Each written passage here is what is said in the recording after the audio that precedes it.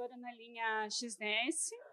E quando mudar para o Sirius vai ser a EMA, de altas pressões, que alguns já devem ter conhecido. E hoje, então, para iniciar o nosso último dia da escola, nós vamos começar aqui com o Júlio, que é coordenador da linha PGM aqui no LNLS. E no Sirius ele vai ser o coordenador da Colibri. Então, hoje nós vamos ter um seminário sobre microscopia de fotoemissão de elétrons. Bom dia, gente boa. Nossa, quase sobrevivendo todo mundo. Até realmente teve alguns que eu já não estou vendo mais aqui. Eu acho que vocês pegaram, forçaram a barra, hein? Gente, então nessa segunda semana, que são seminários mais do que aulas, a minha intenção aqui é mostrar uma das técnicas que vai ser particularmente mais interessante usada no Sirius do que é aqui no UVX. No final do seminário eu vou mostrar para vocês exatamente o porquê que essa técnica vai ganhar muito com a vinda do Sirius. Obrigado, Pri. É uma técnica que a gente chama de microscopia de fotoemissão de elétrons, PIN para os íntimos, tá ok? Então, quando vocês ouvirem falar de PIN, é essa técnica aí. Começando com... Antes de falar da técnica de microscopia, vocês lembram desse diagrama aqui, bem resumidão, bem esquemático, do que é um experimento de absorção de raio-x? Ops! Ele quer saber o que eu estou fazendo. Por enquanto, nada. Aí. É um esquema de absorção de raio-x, então tem a fonte, tem a amostra. No caso, vocês viram alguns seminários sobre espectroscopia de absorção, e nessa semana vocês viram tópicos sobre espectroscopia, o Ricardo Reis falou sobre isso também. Mas, no nosso caso, quando a gente utiliza aqueles raios-x moles, se lembra dos moles? Aqueles que são uma energia que não passa nada. Em geral, o que você faz, devido ao efeito de fotoabsorção, um efeito secundário, que no meu seminário eu chamei de efeito colateral, era emissão de elétrons. Esses elétrons saem, e o que a gente faz normalmente é só contar quantos elétrons vêm da Terra para a amostra, e esse é o nosso sinal tradicional de absorção de raio-x. Quem fez a prática de absorção de raio-x viu lá o eletrômetro, o Kitley. Acho que foi a única que funcionou sempre até agora, né? Esse negócio assim, mas viu o Kitley lá funcionando e tudo mais. O que acontece? Eu não discrimino nada em relação aos elétrons que saem. Eles vão embora, batem na câmara de vácuo, vão embora. Eu só estou querendo saber quantos elétrons saíram. Quantos? Eu não quero saber de onde, nem qual é a energia deles. Por outro lado, imagine que a sua amostra, ao invés de ser homogênea, ela tem pontos que são diferentes, magneticamente, quimicamente, morfologicamente. Quem sabe você tem uma incrustação lá que é diferente altura. Então, no fato, você tem regiões que emitem elétrons de diferentes formas. Como esses elétrons são diferentes, depende do contraste da diferença entre os materiais. Se for magnético, se for químico, tudo isso vai influenciar a quantidade de elétrons que saem das regiões azuis e das regiões verdes. Mas ainda assim, se eu fizer uma medida de absorção comum de total electron yield, eu não diferencio esses elétrons. Eles continuam sendo todos iguais para mim, eu não consigo dizer da onde que saiu cada um deles. Agora vem a mudança. Se ao invés de eu ficar simplesmente medindo a minha corrente, o rendimento total de elétrons, o total electron yield, na frente da amostra eu pegar e colocar um microscópio eletrônico. Quem já fez microscopia eletrônica aqui? Maravilha, gente, que bom isso! Então, se você pegar, sabe aquela coluna do microscópio eletrônico? Da amostra para baixo é onde você analisa os elétrons. Pega aquela coluna de análise e põe na frente da amostra.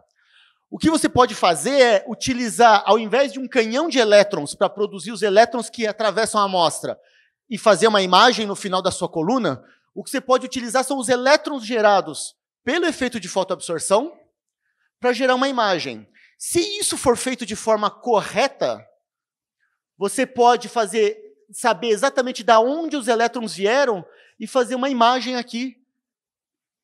Essa imagem, o contraste dessa imagem vai depender da onde saíram os elétrons. E se você tiver algum contraste que mude o rendimento total de elétrons daquela região, vai se refletir na imagem. Isso aí, que a gente colocando alguns nomes neles, o que acontece? Você tem uma coluna de projeção, é a metade de um microscópio eletrônico mesmo. Você pega, corta o microscópio no meio e põe lá na frente da sua amostra. Você tem que ter um detetor. Esse detetor é exatamente o mesmo que tem nos microscópios de transmissão, tá certo? É uma tela, no final das contas, é uma tela de fósforo, que tem lá no fundo. Se você tirar a câmera de vídeo, que é um CCD, e botar os seus olhos, você vê a imagem na câmera, na tela de fósforo. E isso aqui, esse conjunto, é o que a gente chama de microscopia de fotoemissão, porque você está usando elétrons fotoemitidos, efeito fotoelétrico, mas se lembre que a maior parte dos elétrons fotoemitidos são elétrons secundários. Isso vai ficar mais para... vai ser importante daqui a pouco. Então, se você colocar essa coluna na frente da sua amostra, você, se fizer bem feito, você tem a possibilidade de fazer uma imagem de onde os elétrons saíram. Isso é tudo que eu vou falar sobre a técnica em si. Eu não vou entrar no mérito do instrumento, não vou falar como ele funciona. Existem diversas formas de fazer isso. Nesse seminário, eu vou me ater a aplicações. Eu vou mostrar para vocês diversas aplicações desse tipo de microscopia.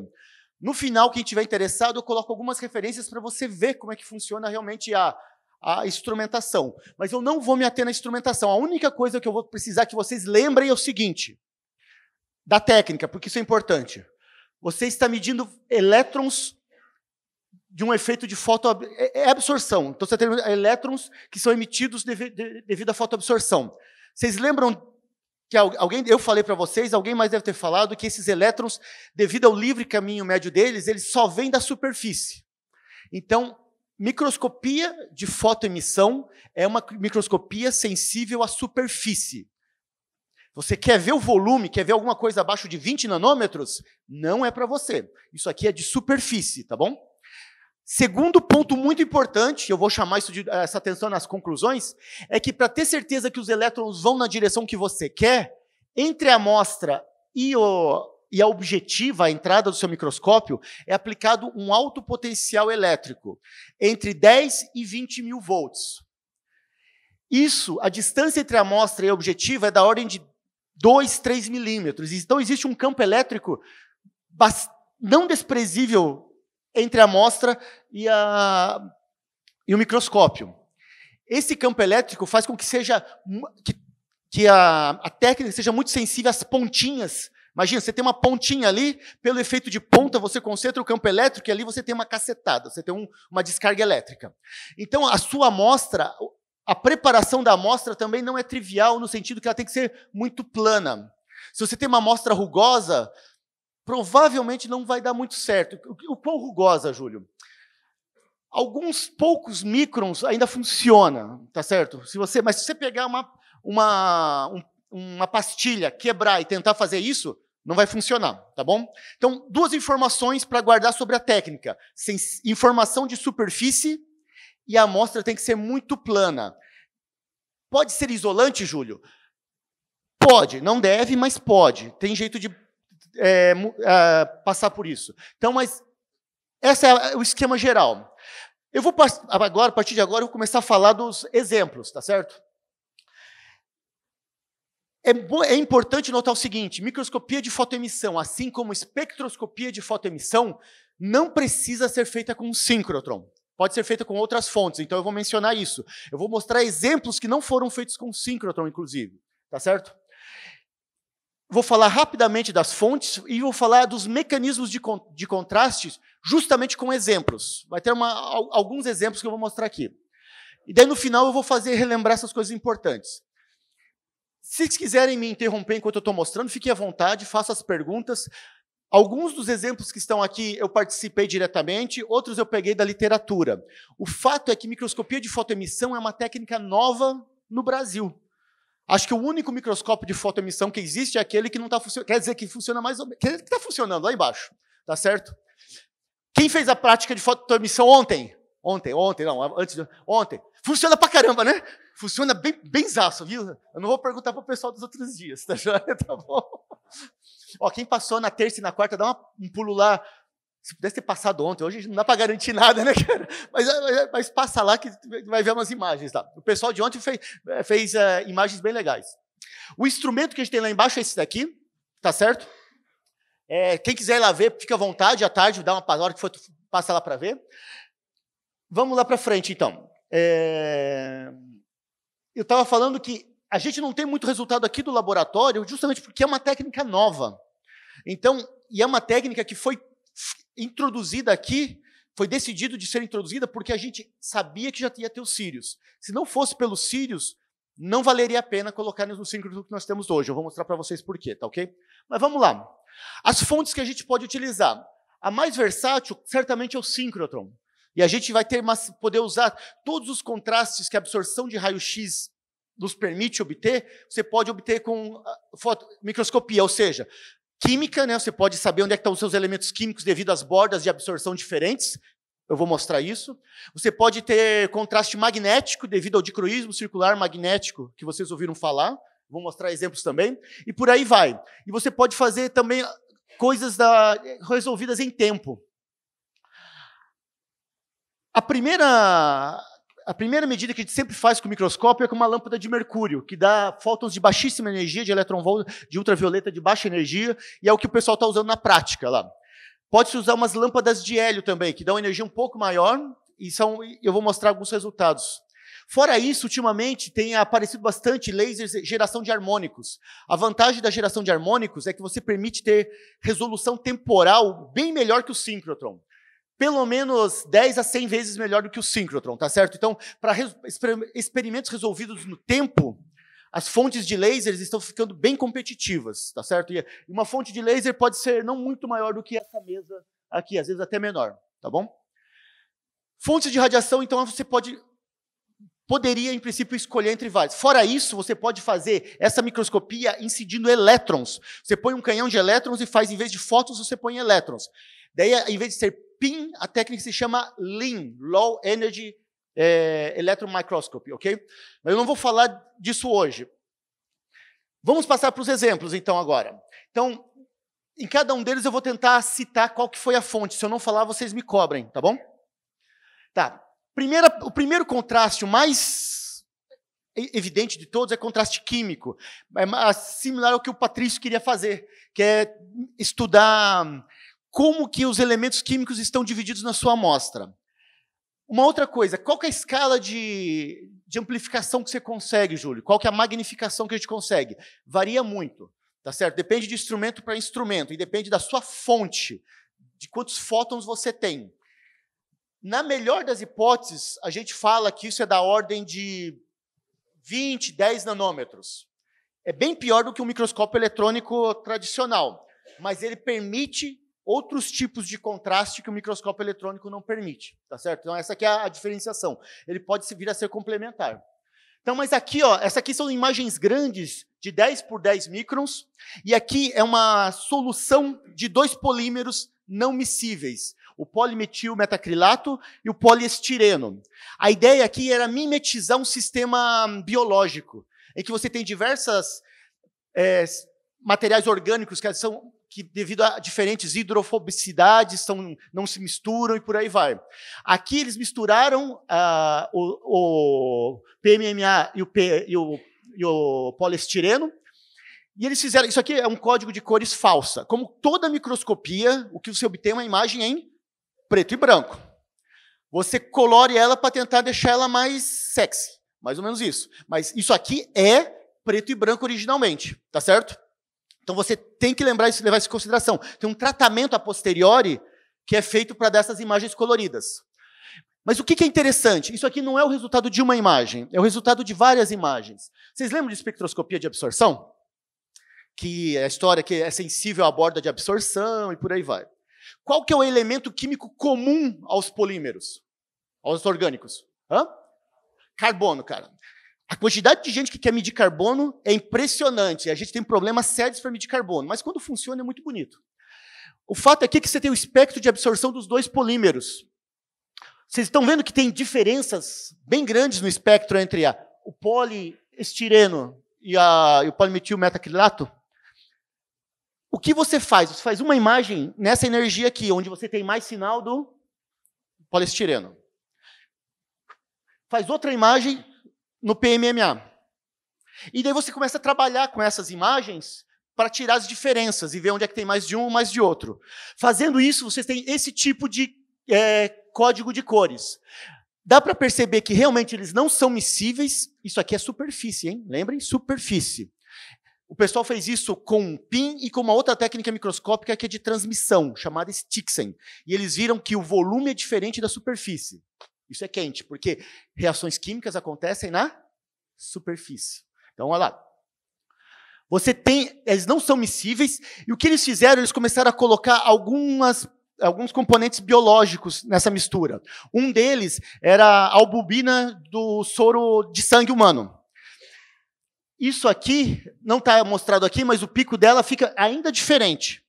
Então, o que é vermelho é poliestireno, verde PMMA, e o que eles colocaram como azul é a albumina. Então, aonde se liga essa albumina? Essa era a pergunta.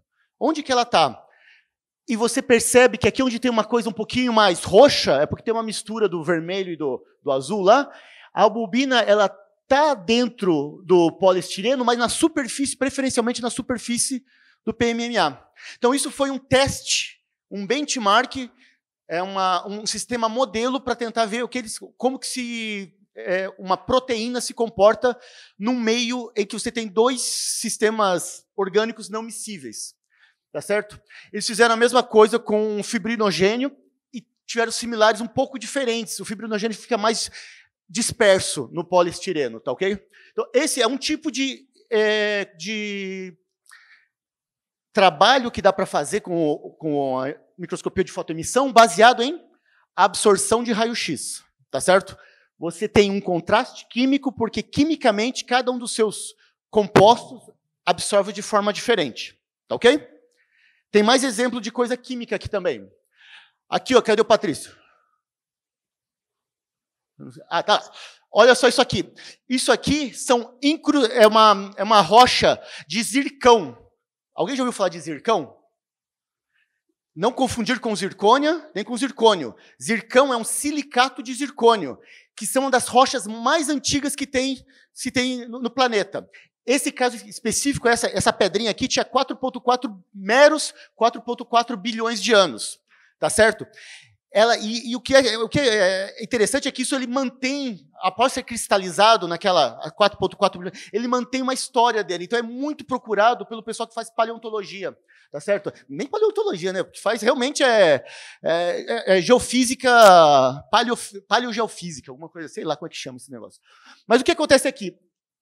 A amostra é de zircão e eles fizeram microscopia de fotoemissão para ver incrustações que existiam. E o que eles perceberam é que essas incrustações elas são de quartzo. Tá certo? Então, a conclusão disso aqui, eu não sei qual que é, eu não consegui depreender. Mas vocês já estão entendendo a ideia? E, gente, eles estão medindo na borda do silício. O zircão o zircão padrão tem esse tipo de absorção e o quartzo tem esse tipo. A diferença parece que não é nem tão grande, mas é o suficiente para você, depois de um tratamento adequado, separar muito bem as fases aqui. Isso aqui tem 0,8 microns, e essa aqui é um pedação de quartzo bem grande. Tá ok?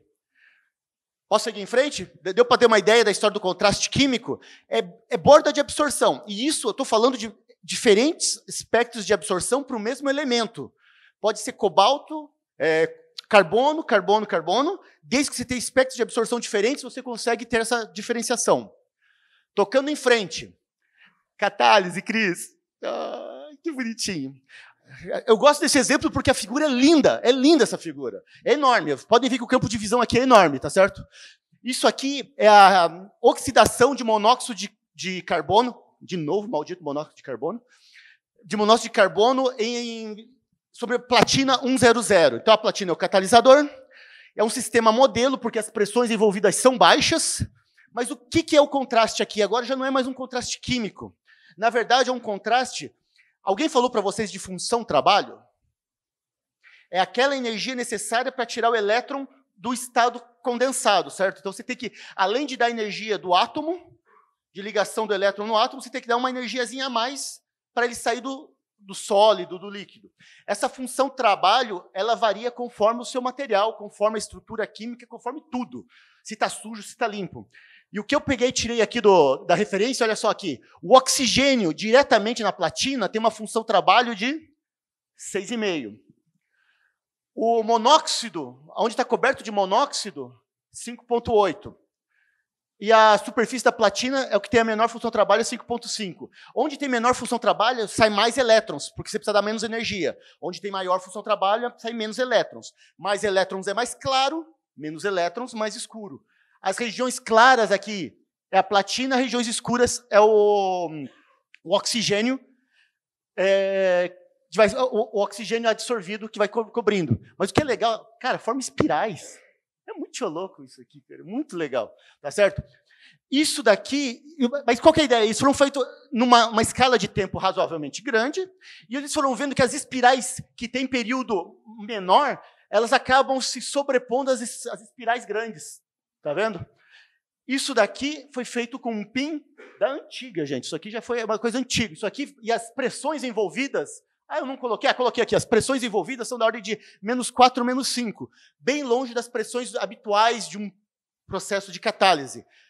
Por outro lado, entretanto, contudo, ao preparar esse seminário, eu me deparei com um paper em que o pessoal faz isso em condições próximas do ambiente. Alguém falou para vocês de Near Ambient Pressure? Então, dá para fazer Near Ambient Pressure, PIN. Os chineses, junto com a Specs, que é os caras que venderam para a gente, eles modificaram o microscópio para fazer uma célulazinha Near Ambient Pressure e daí poder fazer esse tipo de coisa em pressões muito mais altas, tá certo? Outro contraste, função-trabalho, função-trabalho. Já falamos de contraste químico e contraste de função-trabalho. Mais um exemplo de função-trabalho. Esse aqui me interessa particularmente. Eu vou falar daqui a pouco do que é um ferro elétrico de verdade, mas ferro elétrico são aqueles materiais que você aplica um campo elétrico, desloca as cargas, e quando você tira o campo elétrico, as cargas ficam ali. Por isso que é chamado de ferro, porque ele tem uma esterese. Você aplica o campo, ele fica, você tem que reverter o campo para ir para o outro lado. Então, as cargas são estáveis. O que o pessoal fez aqui, eles gravaram regiões no material que é a ferrita de bismuto. A ferrita de bismuto é um xodozinho do pessoal que estuda ferroelétricos. Gravaram regiões em que você tem diferentes polarizações. Então, é um filme fino de ferrita de bismuto. Você vai lá com uma ponta e aplica tantos volts numa direção, depois menos tantos volts. Então, você faz domínios ferroelétricos para cima, para baixo. Para cima e para baixo. E aqui está eles. Isso, quando o domínio está para cima ou dá para baixo, tem 0,3, 0,25 eletronvolts de diferença na função trabalho. Isso é suficiente para você conseguir ver no PIN. Então, o PIN também funciona, isso com uma lâmpada de mercúrio, não precisa nem do síncrotron nesse caso, com a lâmpada de mercúrio, você deveria conseguir fazer esse tipo de medida. A gente já tentou? Não, com a lâmpada de mercúrio a gente não tentou ainda, mas é o tipo de coisa que particularmente me interessa bastante. Então, isso aqui é importante. De novo, função trabalho. Então, se mudar a função trabalho na sua amostra, e provavelmente ela vai mudar, pode ser que dê PIN, tá bom? Eu vou voltar a falar de ferroelétricos daqui a pouco, mas eu queria usar isso aqui então como exemplo de função-trabalho. Estrutura. Alguém falou para vocês de dicroísmo linear? Quem?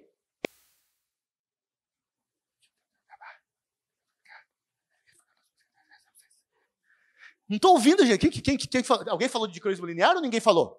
Se ninguém falou, eu falo.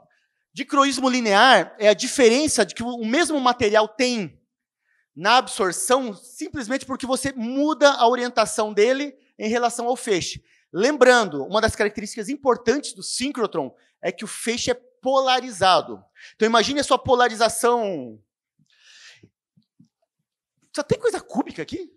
Poxa, gente, tinha que ter um negócio mais... Mas imagine uma coisa que tem uma direção diferente das outras. Se a sua polarização estiver alinhada com essa direção ou com a outra, a absorção vai ser diferente. É o caso da calcita.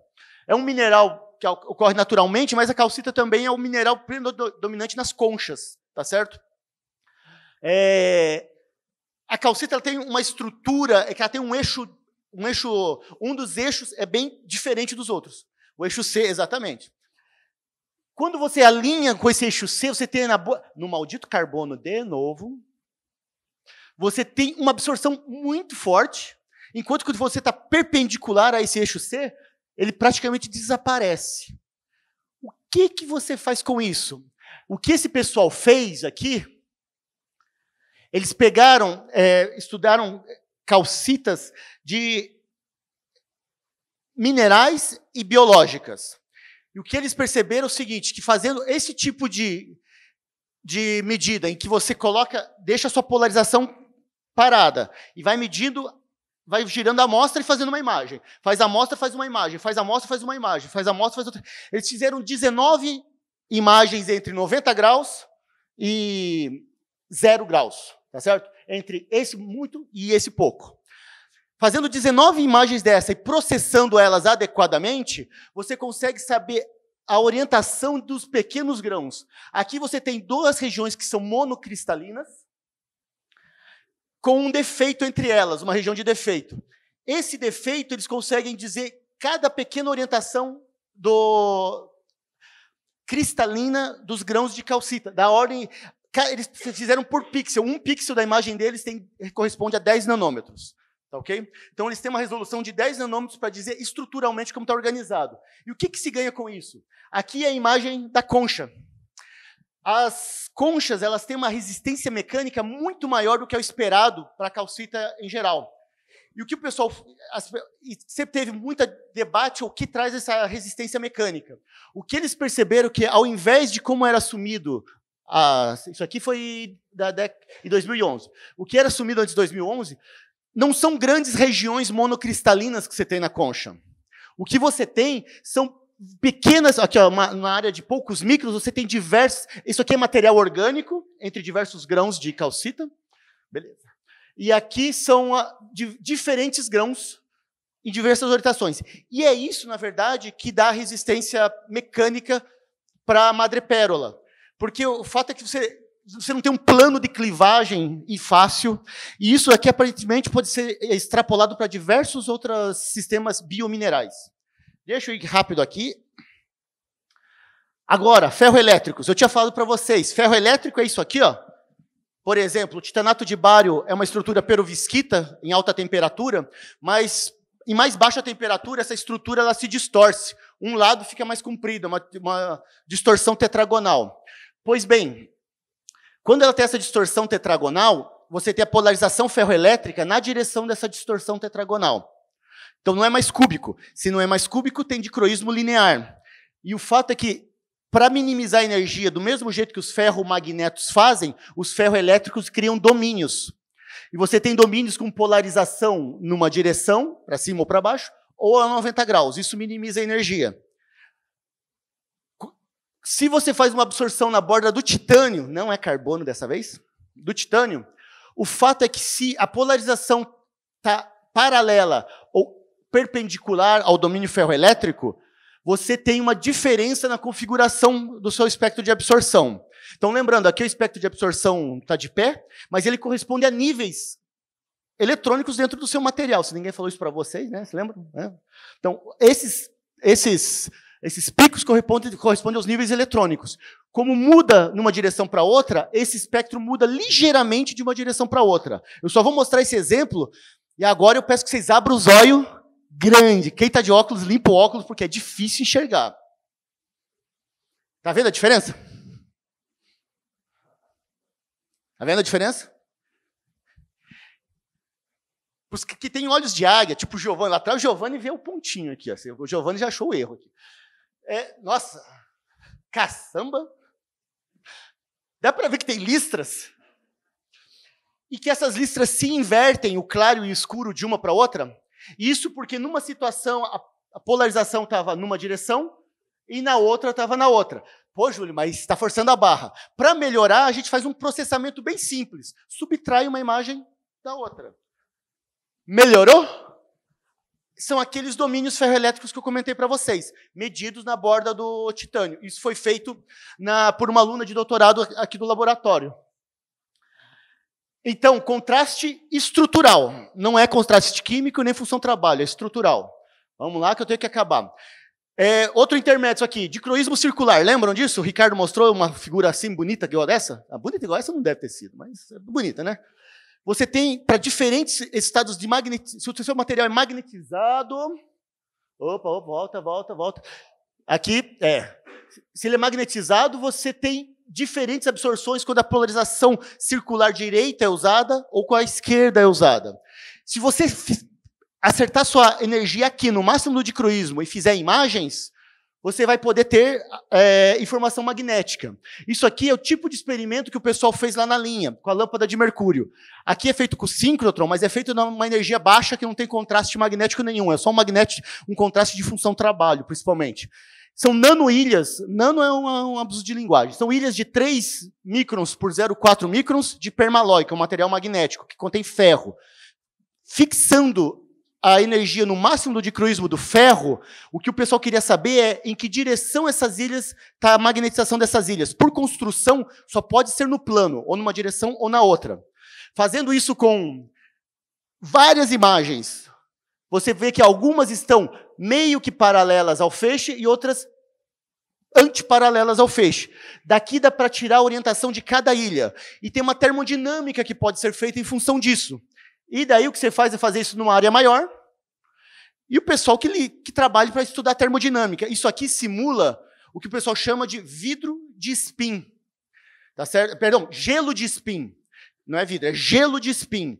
Que normalmente só pode ser observado a muito baixas temperaturas em materiais normais. Aqui é um gelo de spin artificial que funciona a temperatura ambiente. Facilita sobremaneira a vida.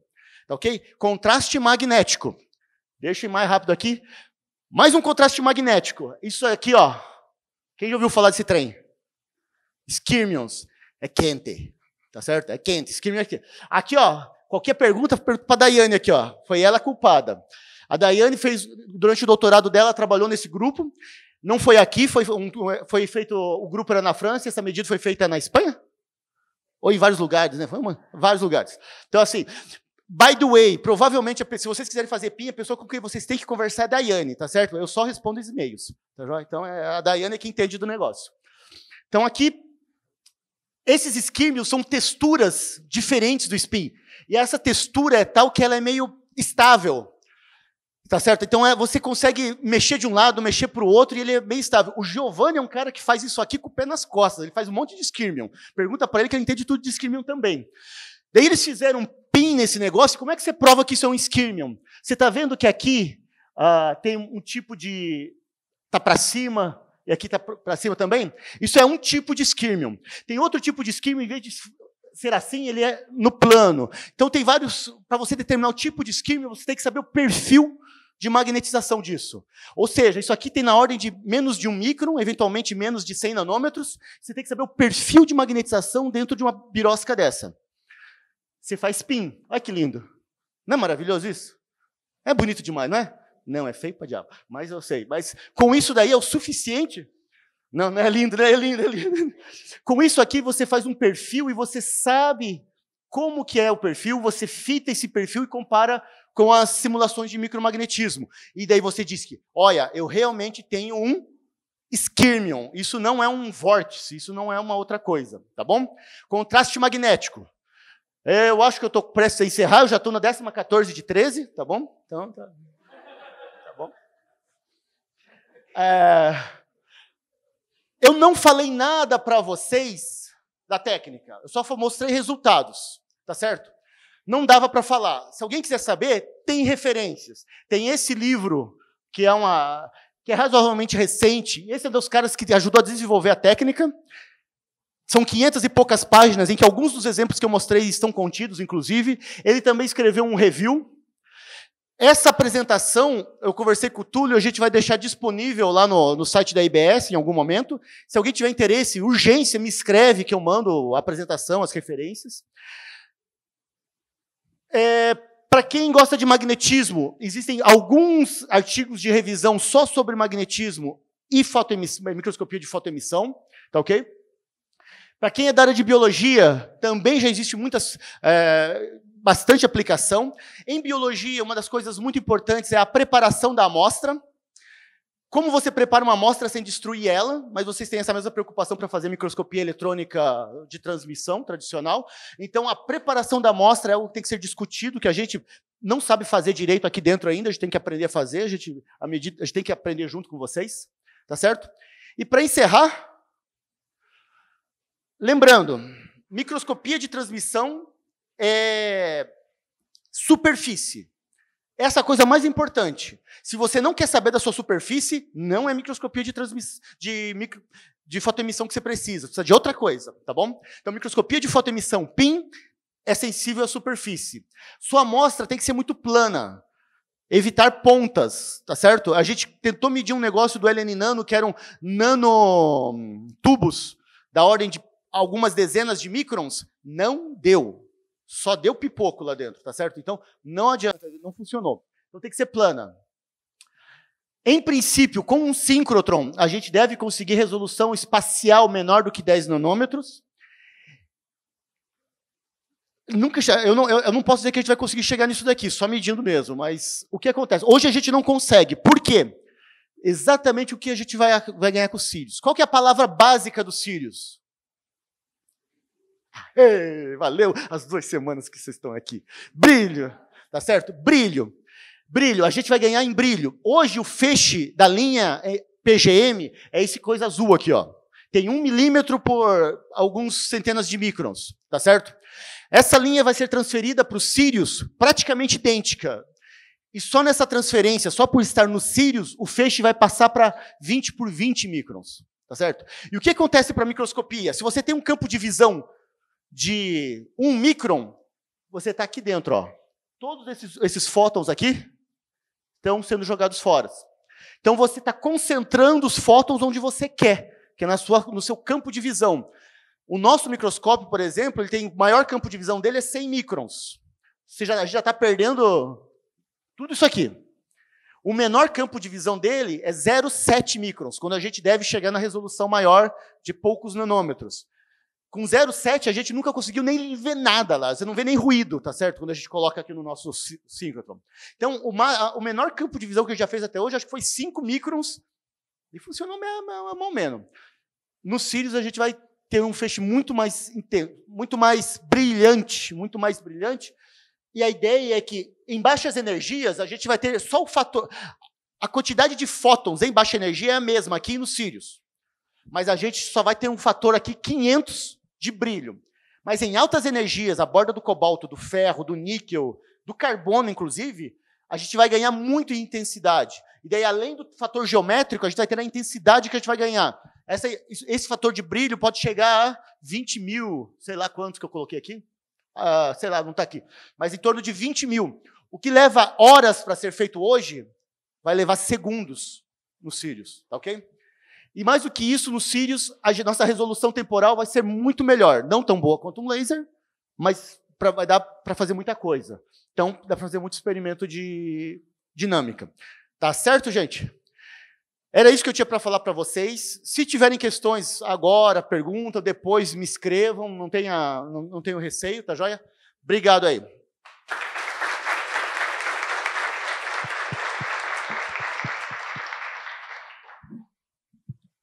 Então, a gente tem tempo para algumas perguntas.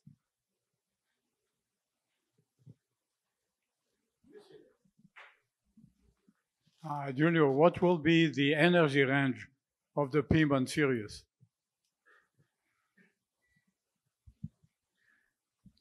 The energy range there is going to be more or less the same that we have here, from 100 electron volts to 1.5 kilo electron volts, 2 kilo electron volts. We hope to get there.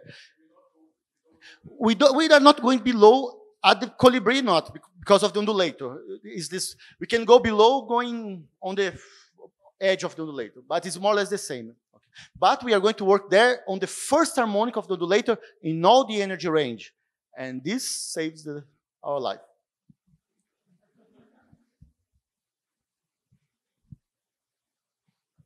Mais alguma pergunta?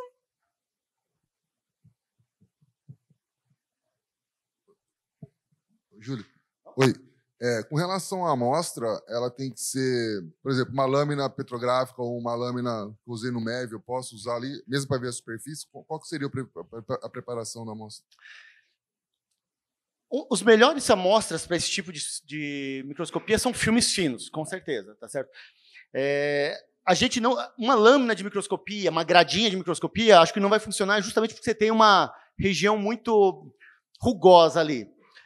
Mas existem outras, uma membrana que às vezes o pessoal usa para microscopia, seria a joia. O que eu gostaria de testar agora, eu conversei com a Flávia, que faz bastante microscopia, e com a Daiane, que também faz o PIN, fazer uma sessão de cross-section de um filme fino, por FIB, e depositar isso no silício.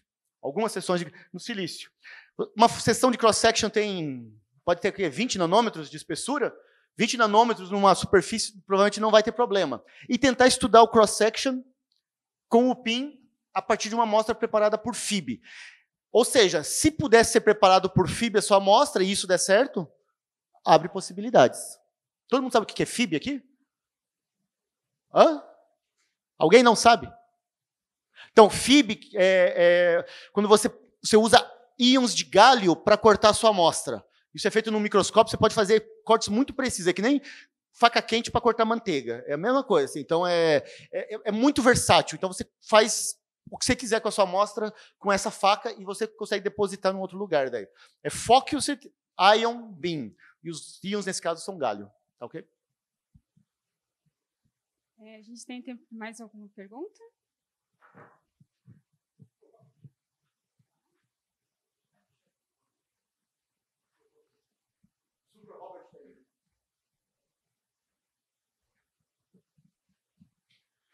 Opa, bom dia. A minha pergunta é exatamente sobre o que você falou com o Petrov, sobre no Sirius a gente poder usar o primeiro harmônico do ondulador em todo o range. Eu não consegui entender muito bem isso, já faz alguns dias. Tá. Vocês lembram que o ondulador ele tem uma linha de emissão forte e depois tem múltiplos dessa linha? Quem fez a prática de absorção de raio-x lá na linha deve ter visto o Pedro. Eu falei na primeira vez, não sei se o Pedro falou nos outros dias, você tem umas curvas. Hoje, e a posição de energia desse harmônico depende do setup do ondulador. Aqui eu consigo ajustar esse ondulador para que o primeiro harmônico dele vá de 100 eletronvolts até 250. Isso tem a ver com o nosso ondulador e com a energia do anel. No Sirius, devido à energia do anel ser 3 gigaelectronvolts, eu vou conseguir ajustar esse primeiro pico de 100 eletronvolts até 1.500 eletronvolts. Então, esse primeiro harmônico... E por que é importante o primeiro harmônico? Porque o primeiro harmônico ele é, em geral, mais intenso do que os outros, e a polarização circular do primeiro harmônico é estritamente 100%, enquanto que nos harmônicos superiores ela cai para 80%, alguma coisa assim. Então, facilita a vida. E hoje um problema que a gente tem na linha é, o cara quer fazer uma medida, eu mostrei isso para o pessoal que fez a prática. É um quebra-cabeça saber o setup do ondulador ideal. Lá esse problema, a gente já tem outros, mas não esse. Tá certo? Deu para clarear? Mais alguma pergunta? Bom, então vamos agradecer ao Júlio mais uma vez.